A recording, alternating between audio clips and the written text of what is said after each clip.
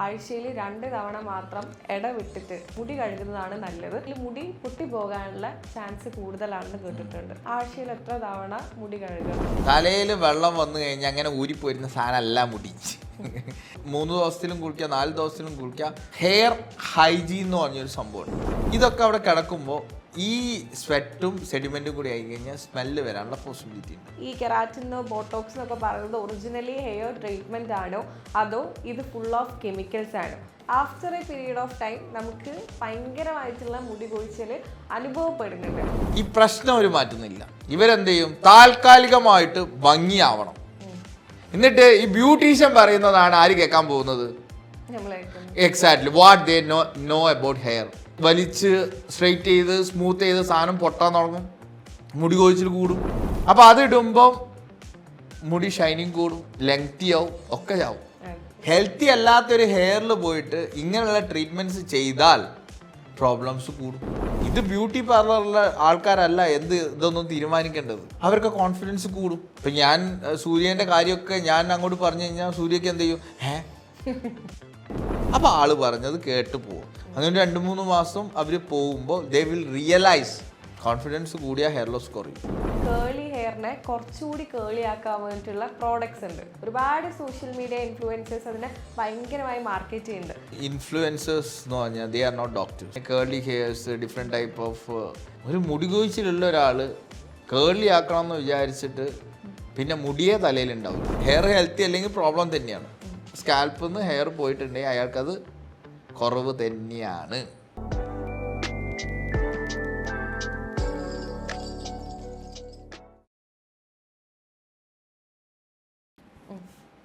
എല്ലാവർക്കും ഉള്ളൊരു ഡൗട്ടാണ് നമ്മൾ ആഴ്ചയിൽ എത്ര ദിവസം തല കഴുകണം എന്നുള്ളത്.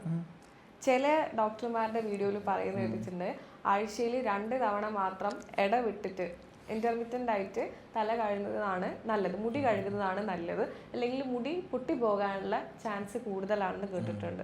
ശരിക്കും ആഴ്ചയിൽ എത്ര തവണ മുടി കഴുകണം? ഞാൻ ഒരു കാര്യം ചോദിക്കട്ടെ. ഇപ്പം സൂര്യ ആഴ്ചയിൽ എത്ര ദിവസം കുളിക്കും? ഞാൻ ഡെയിലി കുളിക്കും. ഡെയിലി കുളിക്കും. എന്നും തല കഴുകാറുണ്ടോ? അതുകൊണ്ട് മുടിക്ക് എന്തോ പ്രശ്നം ഉണ്ടായിട്ടൊന്നും തോന്നിയിട്ടുണ്ടോ? ഇല്ല. ഞാൻ കുളിക്കുന്നത് കൊണ്ട് മുടി കൊഴിഞ്ഞു പോകുന്നു വിചാരിക്കുന്നുണ്ടോ? ഞാൻ എല്ലാവർക്കും ഉള്ളൊരു കോമൺ ആയിട്ടുള്ള ഡൗട്ട് ചോദിക്കുന്നതാണ്, എന്റെ പേഴ്സണൽ കാര്യമല്ല ചോദിക്കുന്നത്. എക്സാക്ട്ലി ഞാൻ അതന്നെയാ പറയുന്നത്. തലയിൽ വെള്ളം വന്നു കഴിഞ്ഞാൽ അങ്ങനെ ഊരിപ്പോരുന്ന സാധനമല്ല മുടി. ഇത് പശട്ട് ഒട്ടിച്ച് വെച്ചല്ലോ, ആണോ? അല്ല. അപ്പൊ നിങ്ങൾക്ക് എന്ത് ചെയ്യാം? നിങ്ങൾക്ക് തലയിൽ ഇഷ്ടം പോലെ വെള്ളം ഇടാം, നിങ്ങൾ എന്നും കുളിക്കാം. ഇതും വെള്ളം തലയിൽ തേക്കുന്നതും മുടിയായിട്ട് ഒരു ബന്ധമില്ല. നിങ്ങളെ ഇഷ്ടമാണ്. സൂര്യക്ക് തോന്നുകയാണ് 2 ദിവസത്തിൽ ഒരിക്കലും കുളിച്ചാൽ മതി എന്ന് തോന്നുന്നത്, മീൻസ് തല നനച്ചാൽ മതി എന്ന് തോന്നിയിട്ടുണ്ടെങ്കിൽ അങ്ങനെ ചെയ്തോളൂ.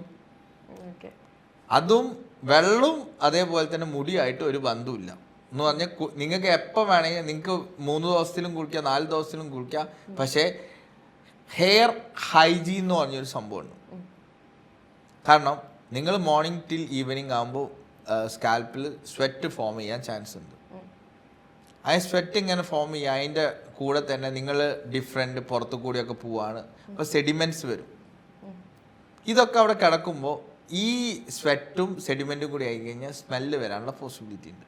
അപ്പം അതിനാണ് നമ്മൾ റെഗുലർ ഹെയർ വാഷ് പറയുന്നത്. അപ്പോൾ 3 ദിവസമായി കഴിഞ്ഞ് എന്ത് സംഭവിക്കും? ഒന്നും കൂടെ ഡസ്റ്റ് ഇതൊക്കെ കൂടി കുറച്ചും കൂടെ വൃത്തികേടാവും. പിന്നെ ആൾക്കാർക്ക് തൊട്ടടുത്തേ വരാൻ ബുദ്ധിമുട്ടായിരിക്കും. ഞാൻ പറഞ്ഞ മനസ്സിലായോ? എന്ന് പറഞ്ഞു കഴിഞ്ഞാൽ ഒരു പച്ച മലയാളത്തിൽ പറയാം, ഒരു ലവർ ഉണ്ടെന്ന് വിചാരിക്കുക. ഒരു ഫീമെയില് ഒരു മെയിലിനെ കെട്ടിപ്പിടിക്കുക. ഈ ഫീമെയിൽ 3 ദിവസം തല കുളിച്ചിട്ടുണ്ടെങ്കിൽ ഇവന്റെ മൂക്കിന്റെ ഭാഗത്തായിരിക്കും ഈ മുടി വരിക. അവന്റെ അവസ്ഥ ഒന്ന് ആലോചിച്ച്. അപ്പം ഹെയർ കെയർ വളരെ നിർബന്ധമാണ്. ഹെയർ കെയറിന്റെ ബേസിൽ നോക്കുമ്പോൾ regular and routine hair wash നിർബന്ധമാണ്. അതെന്തിനാന്ന് വെച്ച് കഴിഞ്ഞാൽ മുടി വളരാനൊന്നുമല്ല, ഈ പറഞ്ഞ സംഭവത്തിനാ, മണക്കാടൊക്കെ. പക്ഷെ ഹെയർ എക്സ്പേർട്സ് ആയിട്ടുള്ള ആളുകൾ തന്നെയാണ് പറയുന്നത് ആഴ്ചയിൽ 2 തവണ മാത്രം മുടി കഴുകിയാൽ മതി എന്നുള്ളത്. അതാ പറഞ്ഞ് അവരിങ്ങനെ മണത്ത് നടക്കണ്ടോ? ഞാൻ പറഞ്ഞ മനസ്സിലാവും. ഇതിലൊരു ലോജിക്കും ഇല്ല. അപ്പം നിങ്ങളൊരു കെരാറ്റിൻ ട്രീറ്റ്മെൻറ്റ് ചെയ്യാണ്, അല്ലെ സ്മൂത്തനിങ് ചെയ്യാണ്, അല്ലെങ്കിൽ സ്ട്രെയിറ്റനിങ് ചെയ്യാണ്, അപ്പോഴേ ഉള്ളൂ ഇവർക്ക് അവിടെ പ്രശസ്തി ഉള്ളൂ. ഒരു നോർമൽ ഹെയറിനെ സംബന്ധിച്ചിടത്തോളം അത് അവരെ ക്ലയന്റിന് പറഞ്ഞു കൊടുക്കുകയാണ്. അവിടെ നിങ്ങൾ മനസ്സിലാക്കുന്നതിന് വരുന്ന തെറ്റായിരിക്കാം. ഇപ്പോൾ ഒരു സ്മൂത്തനിങ് ചെയ്ത ഒരാൾ റെഗുലർ ആയിട്ട് ഹെയർ വാഷ് ചെയ്യുന്ന സമയത്ത് ചിലപ്പോൾ ആ smooth, because they are using different type of chemicals. അപ്പോൾ ആ കെമിക്കൽ വാഷ് പോയി കഴിഞ്ഞാൽ ആ ഹെയർ പഴയ പോലെയാവും. അപ്പം അതുകൊണ്ടാണ് അവർ റെഗുലർ വാഷ് പറയാത്തത്. അല്ലാതെ നിങ്ങളെ മുടി എന്നും കഴുകുന്നതുകൊണ്ട് അത് ഞാൻ പിന്നെ I am again I am asking that പശട്ട് ഒട്ടിച്ച സാധനമല്ല മുടി. നിങ്ങൾ എത്ര വലിച്ചു കഴിഞ്ഞാലും പെട്ടെന്ന് പോകൂല. പക്ഷേ ബ്രിട്ടിൽ എന്ന് പറഞ്ഞാലും ലെങ്തി ഹെയർ പൊട്ടും. അത് മുടി കൊഴിച്ചിലല്ലാന്ന്. When it comes from your root, we call it as hair loss. ഇപ്പോൾ കെരാറ്റിൻ അല്ലെങ്കിൽ സ്മൂത്തനിങ്, സ്ട്രെയിറ്റനിങ് ഒരുപാട് പേരുകളുണ്ട് കേട്ടോ. ഇത് മാത്രമല്ല, ഇത് കഴിഞ്ഞിട്ട് വേറെ ഒരുപാട് പേരുകളുണ്ട്. ആളുകൾ എല്ലാവരും ഇപ്പൊ ഹെയർ ട്രീറ്റ്മെന്റ്സ് ചെയ്യുന്നവരാണ്. പക്ഷെ ഈ കെരാറ്റിനോ ബോട്ടോക്സ് എന്നൊക്കെ പറയുന്നത് ഒറിജിനലി ഹെയർ ട്രീറ്റ്മെന്റ് ആണോ അതോ ഇത് ഫുൾ ഓഫ് കെമിക്കൽസ് ആണോ? കാരണം ഈ ഹെയർ ട്രീറ്റ്മെന്റ് ചെയ്ത ഒരുപാട് പേര്, പേഴ്സണലി എനിക്കും ഉള്ള ഒരു അനുഭവമാണ്, ഹെയർ ട്രീറ്റ്മെന്റ് ചെയ്തതിന് ശേഷം ഭയങ്കരമായിട്ടുള്ള ഹെയർ ലോസ്. ആ ട്രീറ്റ്മെന്റ് ചെയ്ത് കഴിഞ്ഞതിന് ശേഷം നമുക്ക് ഹെയർ കാണാൻ വേണ്ടി നല്ല രസമാണ്, നല്ല ഷൈനിങ് ആണ്, ഈ പരസ്യത്തിലൊക്കെ കാണുന്ന പോലെ നല്ല മുടി നമുക്ക് കിട്ടും. പക്ഷേ after A period of time നമുക്ക് ഭയങ്കരമായിട്ടുള്ള മുടി കൊഴിച്ചിൽ അനുഭവപ്പെടുന്നുണ്ട്. അത് ഈ ട്രീറ്റ്മെൻറ്റ് എടുത്ത എല്ലാവരും പറയുന്നുണ്ട്, മെജോറിറ്റി ആളുകൾ പറയുന്നുണ്ട്. ശരിക്കും ഈ ഹെയർ ട്രീറ്റ്മെൻറ്റ്സ് എന്ന പേരിൽ നമ്മൾ ഈ ക്ലിനിക്സിലും ബുട്ടീക്സിലും ഒക്കെ ചെയ്യുന്നത് ശരിക്കും ട്രീറ്റ്മെൻ്റ് ആണോ അതോ കെമിക്കൽസ് ആണോ? ഇത് ഇത്രയേ ഉള്ളൂ. There are lot of chemicals. നിങ്ങളെ സ്കാൽപ്പിൻ്റെ മുകളിൽ ഇടാൻ പറ്റിയ കെമിക്കൽസ് ഉണ്ട്. ഇവരൊക്കെ ചെയ്യുന്നത് എന്താണെന്ന് വെച്ച് കഴിഞ്ഞാൽ അവർ ഡിഫറെൻറ്റ് ടൈപ്പ് ഓഫ് കോമ്പോണൻറ്റ്സ് അവർ ഫോം ചെയ്യുന്നുണ്ട്. ഇപ്പോൾ ഫോർ എക്സാമ്പിൾ ഒരു കെരാറ്റിൻ ട്രീറ്റ്മെൻറ്റ് ഒരു പ്രോട്ടീനാണ്. അപ്പോൾ അത് ഹെയറിലിട്ട് ഇതാക്കുമ്പോൾ ഹെയറിന് കുറച്ചും കൂടെ കട്ടി കിട്ടും, അതിൻ്റെ വളരാനുള്ള പോസിബിലിറ്റി കൊണ്ടും. പക്ഷേ ഇതിൽ റിയാലിറ്റി എന്ന് പറഞ്ഞു കഴിഞ്ഞാൽ ഇവർക്കൊക്കെ ഈ മുടിക്ക് പ്രശ്നമുള്ളവരാണ് അധികം ആൾക്കാരും മുടിയെ നന്നാക്കാൻ വേണ്ടി ബ്യൂട്ടീഷ്യന്മാരെടുത്ത് പോകുന്നു, അല്ലേ? ഈ പ്രശ്നം അവർ മാറ്റുന്നില്ല. ഇവരെന്ത് ചെയ്യും? താൽക്കാലികമായിട്ട് ഭംഗിയാവണം. അപ്പോൾ വേഗം പോയിട്ട് എന്ത് ചെയ്യും? ബ്യൂട്ടീഷ്യൻ അങ്ങോട്ട് എന്താണോ പറയുന്നത് നാട് കേൾക്കും, എന്നിട്ട് ഫുള്ള് കൊളാക്കും. എന്നിട്ട് പറയും ആ ബ്യൂട്ടീഷ്യൻ്റെ അടുത്ത് പോയതിന് ശേഷമാണ് എത്രയോ പേഷ്യൻസ് എൻ്റെ അടുത്ത് പറഞ്ഞിട്ടുണ്ട്. ഞാൻ അപ്പോൾ അവർക്ക് പറഞ്ഞു കൊടുക്കും, ബ്യൂട്ടീഷ്യൻ്റെ ഭാഗത്തുള്ള തെറ്റല്ല. നിങ്ങളെ എക്സിസ്റ്റിംഗ്ലി പ്രോബ്ലം ഉള്ള ഒരാൾ, നിങ്ങൾ മുടി ട്രീറ്റ് ചെയ്യാൻ പോകുന്നത് ബൊട്ടീക്കിലാണ്, അല്ലെങ്കിൽ എവിടെയാണ്? നമ്മളെ ബ്യൂട്ടി പാർലറിലാണ്. എന്നിട്ട് ഈ ബ്യൂട്ടീഷ്യൻ പറയുന്നതാണ് ആര് കേൾക്കാൻ പോകുന്നത്? Exactly what they know about hair. അവർക്ക് സൂപ്പർഫിഷ്യലി അറിയുള്ളൂ. അവരെന്താ ചെയ്യുന്നത്? ഈ സൂര്യൻ്റെ തലേൻ്റെ മുകളിലാണ് ചെയ്യുന്നത്, ഹെയറിൻ്റെ മുകളിലാണ് അവർ ചെയ്യുന്നത്. അപ്പോൾ ഒരു മുടികൊഴിച്ചിലുള്ള ഒരാൾ ഇതേപോലുള്ള ട്രീറ്റ്മെൻറ്റ് ചെയ്യുന്ന സമയത്ത് മുടീൻ്റെ മുകളിലാണ് അവർ എല്ലാതും അപ്ലൈ ചെയ്യുന്നത്. അപ്പോൾ കുറച്ച് ദിവസം കഴിയുമ്പോൾ എന്ത് ചെയ്യും? ഈ വലിച്ച് സ്ട്രെയിറ്റ് ചെയ്ത് സ്മൂത്ത് ചെയ്ത് സാധനം പൊട്ടാൻ തുടങ്ങും, മുടി കൊഴിച്ചിൽ കൂടും. അപ്പോൾ അവർ പറയും ഓ ചെയ്യേണ്ടിയില്ലായിരുന്നു, ചെയ്തതിന് ശേഷം കൂടിയെന്ന്. Why? Because they are using different type of chemicals. അപ്പം ഇങ്ങനെയുള്ള ഒരു ബ്യൂട്ടി പാർലറിലേക്കല്ല ഓടേണ്ടത്. ക്വാളിറ്റി ഉള്ള ഡോക്ടേഴ്സിൻ്റെ അടുത്ത് പോയിട്ട് എന്തുകൊണ്ടായിരിക്കും മുടി കൊഴിച്ചിൽ എന്ന് അത് മനസ്സിലാക്കുക. ഇങ്ങനെയുള്ള ചികിത്സകൾ ചെയ്യാൻ അവരെ മുടി ഹെൽത്തി ആണോ നോക്കുക. ഇപ്പം എൻ്റെ വൈഫ് വളരെ, ഞാൻ എൻ്റെ വൈഫിനോട് പറഞ്ഞു, നിൻ്റെ ഹെയർ അത്ര ഹെൽത്തി അല്ല, നീ എന്ത് ചെയ്യരുത്, നീ കെരാറ്റിൻ ചെയ്യണ്ട, സ്മൂത്തനിങ് ചെയ്യണ്ട. അപ്പോൾ എൻ്റെ വൈഫിനും മുടി നീളത്ത് നിൽക്കട്ടെ. അപ്പോൾ ആ ബ്യൂട്ടീഷ്യനെ ഞാൻ പറഞ്ഞു, നിങ്ങൾക്ക് ഹെയറിനെ പറ്റി ഒന്നും അറിയില്ല. നിങ്ങൾക്ക് ഈ സൂപ്പർഫിഷ്യലി നിങ്ങളൊരു 3 മാസമോ അല്ലെങ്കിൽ 1 വർഷമോ എന്തെങ്കിലും ഒരു ബ്യൂട്ടീഷ്യൻ കോഴ്സ് പഠിച്ചു, പിന്നെ ഈ കമ്പനിക്കാർ കൊടുക്കുന്ന ഈ സാധനം വാങ്ങി തലയിലിടാനോ ഈ ബ്യൂട്ടീഷ്യൻസ് അറിയുള്ളൂ. അപ്പോൾ അതിടുമ്പം മുടി ഷൈനിങ് കൂടും, ലെങ്തിയാവും, ഒക്കെ ആവും. പക്ഷേ ഹെൽത്തി ഹെയറിനല്ല അത് ഇടുന്നതെന്നുണ്ടെങ്കിൽ അത് എന്തുണ്ടാക്കും? ഹെയർ പിന്നെയും ബ്രേക്കേജ് കൂടും. അപ്പോൾ ഓരോ ഹെയറിനും ഓരോ കോമ്പോസിഷനാണ്, ഓരോ അതിൻ്റെ ലെസ് പൊട്ടാനുള്ള പോസിബിലിറ്റി, തിക്നെസ്, ഇതൊക്കെ ഡിഫറെൻ്റ് ആണ്. ഇപ്പം ഹെൽത്തി അല്ലാത്തൊരു ഹെയറിൽ പോയിട്ട് ഇങ്ങനെയുള്ള ട്രീറ്റ്മെൻറ്റ്സ് ചെയ്താൽ പ്രോബ്ലംസ് കൂടും. ഓക്കെ. ഇപ്പം എൻ്റെ വൈഫ് ഇപ്പം she has come to a realisation that ഇങ്ങനെയുള്ള ഒരു ഇതും എടുക്കരുത്. അവളെ ഫ്രണ്ട്സിനോടൊക്കെ പറയും വേണ്ട അത് എടുക്കേ വേണ്ടെന്നാ പറയാ. കാരണം ഇതൊക്കെ ഒരു കൗതുകം കൊണ്ട് ഇപ്പം സൂര്യ ചെയ്തിട്ട് നല്ല ഭംഗിയുണ്ടെന്ന് തോന്നിയാൽ സൂര്യൻ്റെ ഫ്രണ്ടും പോയി ചെയ്യും. ഹസ്ബൻഡ് ചെയ്യുന്ന 5000 10000. ഇപ്പം ഞാനൊക്കെ വളരെ കഷ്ടപ്പെട്ടിട്ടാണ് ഒരു പേഷ്യൻ്റ് നമുക്ക് പൈസ തരുന്നത് എന്ന് പറഞ്ഞാൽ 500 രൂപ കൺസൾട്ടേഷൻ തന്നതിന് ശേഷം അവരെ ലൈഫൊക്കെ അവർക്ക് പറഞ്ഞു കൊടുത്ത് റിയലൈസ് ചെയ്ത് പിന്നെ ആ മരുന്ന് കൊടുക്കുന്നത്. അതേ സമയത്ത് ഈ ബ്യൂട്ടി പാർലറിൽ അവർ ചിലവാക്കുന്നത് 10,000 15,000 ആണ്. വേറെ ഒന്നും ചെയ്യണ്ട, വെറും സൂപ്പർഫിഷ്യൽ കറക്ഷൻ. എന്താ ചെയ്യാം? നമ്മൾ ഈ ട്രീറ്റ്മെന്റ്സ് എടുക്കുന്നതിനേക്കാൾ മുന്നേ ഡോക്ടറെ അടുത്ത് പോയി ചോദിക്കണല്ലേ നമ്മുടെ കൺസേൺഡ് ആയിട്ടുള്ള ഉറപ്പായിട്ട് ചോദിക്കണം. കാരണം ഹെൽത്തി അല്ലാത്ത ഒരാൾ ഇപ്പൊ മുടികൊഴിച്ചിലുള്ള ഒരാൾ പോയിട്ട് ഹെയർ സ്ട്രെയിറ്റനിങ്, സ്മൂത്തനിങ്, കെരാറ്റിൻ ഇതൊക്കെ ചെയ്ത് കഴിഞ്ഞാൽ മുടികൊഴിച്ചിൽ കൂടും. ബിക്കോസ് അതിന് വേറെ എന്തെങ്കിലും പ്രീ ഡിസ്പോസിങ് ഫാക്ടേഴ്സ് ഉണ്ടാവും. ഇത് ബ്യൂട്ടി പാർലറിലെ ആൾക്കാരല്ല ഇതൊന്നും തീരുമാനിക്കേണ്ടത്. അവരെ സംബന്ധിച്ചിടത്തോളം ദേ ആർ എ ക്ലയൻറ്റ്. അപ്പൊ ക്ലയന്റിന് എന്തേ ചെയ്യുള്ളൂ? അവർ നല്ല എണ്ണ വിൽക്കുന്നവർ തന്നെ അവസ്ഥ. അവരിങ്ങനെ ഈ എണ്ണ തേച്ചോ എന്ന് പറയും. അവർക്ക് പൈസ കിട്ടിയാൽ മതി. ബിക്കോസ് ഞാൻ പറഞ്ഞില്ലേ, ഇവരടുത്തേക്ക് ആരും പോകുന്നില്ലല്ലോ. ഇപ്പൊ ഒരു ഡോക്ടർ ഒരു തെറ്റ് ചെയ്ത് ആ തെറ്റ് ഡോക്ടറിന്റെ അടുത്തുനിന്ന് വന്നു കഴിഞ്ഞാൽ it is questionable. At the same time beauty പാർലറിൽ വന്നു കഴിഞ്ഞാൽ ക്വസ്റ്റ്യനബിൾ അല്ല. മനസ്സിലായി? നമ്മൾ രജിസ്റ്റേർഡ് പ്രാക്ടീഷണേഴ്സ് ആണ്. അപ്പം നമ്മളൊരു 5-5.5 വർഷം പഠിച്ച് ഡോക്ടറായി, ഒരു 2-3 വർഷം എക്സ്പീരിയൻസ് എടുത്ത് 10 years ഓഫ് പ്രാക്ടീസ്. ഇപ്പം എൻ്റെ ഇത് പറയുകയാണെങ്കിൽ ഞാൻ അങ്ങനെയാണ്.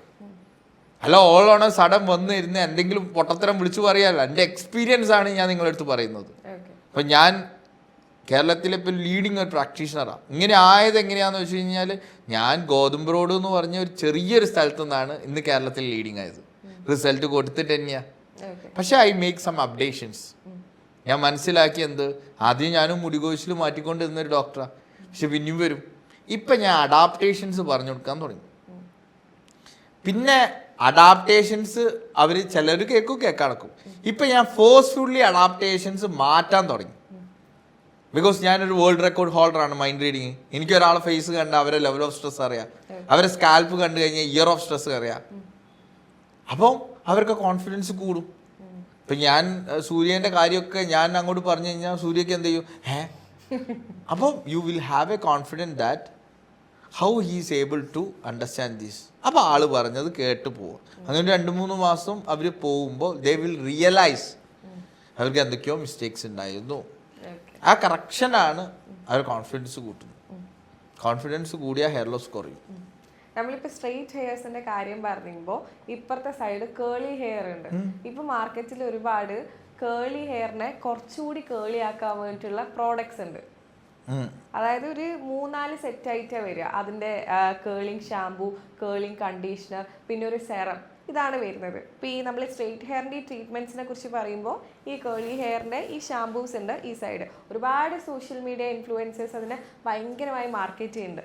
നിങ്ങളുടെ കേളി ഹെയർ ഒരു ഇത്രയും കൂടി നല്ല ഷൈനിങ് ആയിട്ടുള്ള കേളി ആക്കണമെങ്കിൽ നിങ്ങൾ ഈ പ്രോഡക്റ്റ് യൂസ് ചെയ്യുന്നു പറഞ്ഞിട്ട്. അപ്പോൾ ഈ കേളി ഹെയർ പ്രോഡക്ട്സിൽ ഇതുപോലെ എന്തെങ്കിലും പ്രശ്നങ്ങളുണ്ടോ? ഈ ഇൻഫ്ലുവൻസേഴ്സ് എന്ന് പറഞ്ഞാൽ ദേ ആർ നോട്ട് ഡോക്ടേഴ്സ്. അവരൊരു പ്രൊഡക്റ്റ് യൂസ് ചെയ്തു, ആ പ്രൊഡക്റ്റ് മാക്സിമം സെല്ല് ചെയ്യാനേ അവർ നോക്കുള്ളൂ. എന്തിനു വേണ്ടി? അവരെ കയ്യിൽ നിന്ന് പൈസ വാങ്ങുന്നു, പ്രൊഡക്റ്റ് വിൽക്കുന്നു. ഇതാണ് ചെയ്യുന്നത്.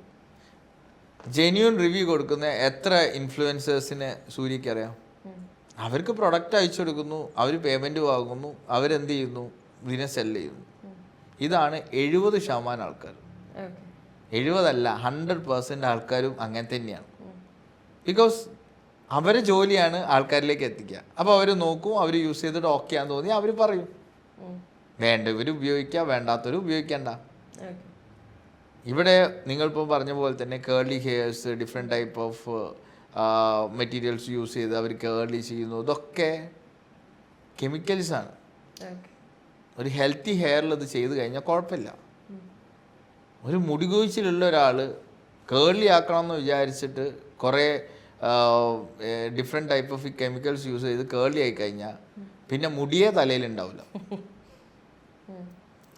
കാരണം അട്ട ഫൂളിഷ്നെസ് അല്ലേ. നിങ്ങൾ തന്നെ ചിന്തിച്ചോ, സൂപ്പർഫിഷ്യൽ കറക്ഷൻ. അപ്പം പുറത്ത് പ്രശ്നം ഉണ്ടെങ്കിൽ അത് കുഴപ്പമില്ല, മീൻസ് എക്സാക്ട്ലി എന്ന് പറഞ്ഞു കഴിഞ്ഞാൽ നമ്മൾ സൂപ്പർഫിഷ്യലി നമുക്ക് എന്തും മുടിയിൽ തേക്കാം. പക്ഷേ ഹെയർ എന്ത് ചെയ്യണം, ഹെൽത്തി ആയിരിക്കണം എന്നാണ്. ഹെയർ ഹെൽത്തി അല്ലെങ്കിൽ പ്രോബ്ലം തന്നെയാണ്. ഈ ഗാർഡിയൻ എന്ന് പറഞ്ഞിട്ടുള്ള ഒരു ബ്രിട്ടീഷ് ന്യൂസ് പേപ്പർ ഉണ്ട്. അപ്പോൾ ഗാർഡിയൻ അവിടെയുള്ള ആളുകളുടെ ഇടയിൽ ഒരു സർവേ നടത്തി. അതിൽ ആ സർവേയിൽ 10,000-ലധികം ആളുകൾ പറയുന്നത് size of the penis matter ആണ്. പക്ഷേ ഞങ്ങളുടെ കാര്യത്തിലേക്ക് വരുമ്പോൾ size of the penis matter അല്ല. അതിപ്പോൾ ചെറുതായാലും നിങ്ങൾക്ക് ഒരു പ്രശ്നമില്ല. പക്ഷേ ഞങ്ങളിപ്പോൾ ഏറ്റവും കൂടുതൽ ബാധിക്കുന്ന പ്രശ്നം ഹെയർ ലോസ് ആണ്, മുടി കൊഴിച്ചിലാണ് എന്നാണ് പറയുന്നത്. ഒരു ബ്രിട്ടീഷ് ന്യൂസ് പേപ്പറിൻ്റെ സർവേ ആണത്. അതിനെക്കുറിച്ച് എന്താ പറയാനുള്ളത്? അത്രയേ ഉള്ളൂ. എന്ന് പറഞ്ഞാൽ എല്ലാവരും അവരെ സൗന്ദര്യത്തിൽ നോക്കുന്ന ഒരാൾ ഫസ്റ്റ് ഇംപ്രഷൻ എന്ന് പറഞ്ഞാൽ ഒരാളെ ഫേസിൽ ഫസ്റ്റ് നോക്കുമ്പോൾ അവിടെ മൊട്ടത്തലയനാണെങ്കിൽ അവിടെ എന്തോ ഒന്ന് മിസ്സിങ് ഉള്ള പോലെ തന്നെയാണ്, മനസ്സിലായോ? പിന്നെ ദേ ഗെറ്റ് അഡാപ്റ്റഡ് എന്ന് പറഞ്ഞാൽ വരാത്ത സാധനം വരും എന്ന് വിചാരിച്ചിട്ട് കാര്യമില്ലല്ലോ. പിന്നെയാണ് ഈ പറയാന്നത്, ഈ മൊട്ടയിലും നല്ലതാണ്, ഇതാണ് കുറച്ചും കൂടെ സുഖം എന്ന്. ഞാൻ പറഞ്ഞ പോയിന്റ് മനസ്സിലായോ? മീൻസ് ഇപ്പം അവരത് അങ്ങനെ പറയുന്നതെന്ന് വെച്ച് കഴിഞ്ഞാൽ ഫസ്റ്റ് ലുക്ക്, ഫസ്റ്റ് ഇംപ്രഷൻ എല്ലാം ഉള്ളൊരാൾ എന്ന് പറഞ്ഞാൽ ഒരു ഹ്യൂമൻ ഇൻഡിവിജ്വൽ എന്ന് പറഞ്ഞു കഴിഞ്ഞാൽ മുടി നഷ്ടപ്പെടുക എന്ന് പറഞ്ഞാൽ കുറവ് തന്നെയാണ്. മനസ്സിലായോ? മുടി നഷ്ടപ്പെടുക എന്ന് പറഞ്ഞു കഴിഞ്ഞാൽ അത് കുറവ് തന്നെയാണ്. അത് പോവുകയാണെങ്കിൽ പോട്ടെ എന്ന് വിചാരിച്ച് മൊട്ടയടിച്ച് നടന്നു കഴിഞ്ഞാലും കഷണ്ടി തന്നെയാണ്. ഒരു ഹ്യൂമൻ ബീങ്ങിനെ സംബന്ധിച്ചിടത്തോളം അയാളെ സ്കാൽപ്പിൽ നിന്ന് ഹെയർ പോയിട്ടുണ്ടെങ്കിൽ അയാൾക്കത് കുറവ് തന്നെയാണ്. അപ്പം ഇപ്പം നിങ്ങൾ ഈ പറഞ്ഞ ഈ സർവേ ഉള്ള പോലെ തന്നെ everyone are prone to be good. മനസ്സിലാവും എന്ന് പറഞ്ഞാൽ കുറേ മുട്ടകൾ വന്നു കഴിഞ്ഞാൽ എന്ത് ചെയ്യും, കുറേ മുട്ടകൾ വന്നു കഴിഞ്ഞ് കഴിഞ്ഞാൽ മുട്ട ട്രെൻഡായി. ആ ട്രെൻഡ് അവർ ഡെവലപ്പ് ചെയ്യുന്നതാണ്. ഇപ്പം ചിലർ കണ്ടില്ലേ താടി വളർത്തി ഇതാക്കുന്നത്. പക്ഷേ നമ്മളിങ്ങനെ ഈ തല തൊടുന്ന സമയത്ത് തലയിൽ ഒന്നും ഇല്ലെങ്കിൽ ദാറ്റ് ഈസ് ഡിഫറെൻറ്റ് ഫീൽ. ആ ഫീൽ അവർക്കും ഉണ്ടാവും. പക്ഷെ they are going with the reality. അപ്പോൾ ഒരു ഫേസിലേക്ക് നോക്കുമ്പോൾ if they are missing something, അത് അവർക്കൊരു വലിയ ബുദ്ധിമുട്ട് തന്നെയാണ്. അതുകൊണ്ടാണ് ഈ ഒരു കൺസേൺ പറയുന്നത്. എന്ന് പറഞ്ഞു കഴിഞ്ഞാൽ നഷ്ടപ്പെട്ടത് എപ്പോഴും നഷ്ടപ്പെട്ടത് തന്നെയാണ്. അല്ലാതെ ഞാൻ മൊട്ടയായി എന്ന് വിചാരിച്ച് എന്തോ കുഴപ്പമുണ്ടോയെന്നല്ല. നമ്മളെ ശരീരത്തിൽ നിന്ന് നമ്മളെ തലയിൽ നിന്ന് മുടി പോയിട്ടുണ്ടെങ്കിൽ നഷ്ടം തന്നെയാണ്. ആ നഷ്ടത്തിനുള്ള കാരണം നമ്മളാണെന്നാണ് ഞാൻ എല്ലാവർക്കും പറഞ്ഞു കൊടുക്കാറ്. എന്ന് പറഞ്ഞാൽ if you doesn't have internal happiness inside you, body expresses in the form of hair loss and dandruff. അത്രയേ ഉള്ളൂ.